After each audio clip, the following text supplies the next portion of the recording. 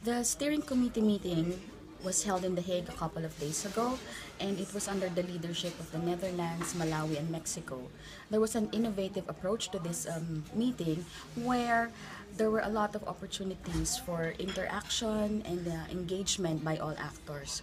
One thing I really observe is that the global partnership actors want to see actions, outcomes, and results happening, and the global partnership wants to see or sees the value added and opportunity in influencing all the major processes happening this year, in particular the post-2015 discussions on the Sustainable Development Goals, financing for development, and even the climate meetings that are culminating in Paris in this year.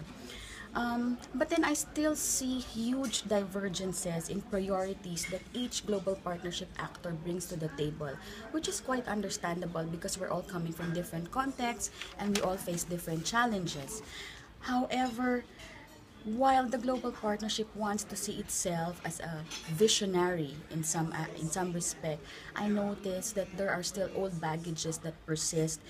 Because, for instance, while the global partnership talks about inclusive development or effective development, still you see unfulfilled commitments persist, and these are now coupled with new challenges and new contexts. For instance, there were a lot of reports, a lot of observations around country ownership or how this is not being addressed.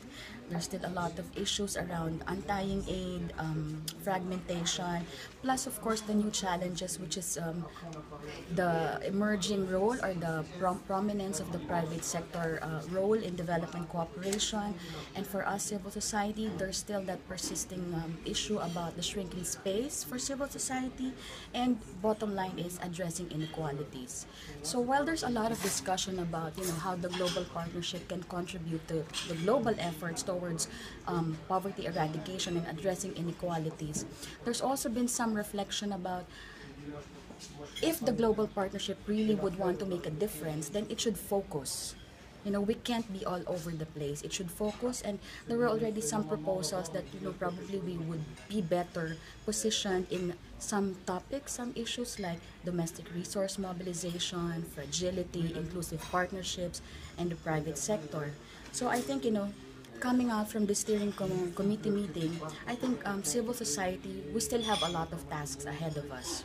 For instance, if you really want to work on poverty eradication and inequality, I think the global partnership should first and foremost address those bottlenecks in the implementation of commitments from Accra, commitments from Paris, commitments from Mexico, and put human rights-based approaches at the heart of development cooperation.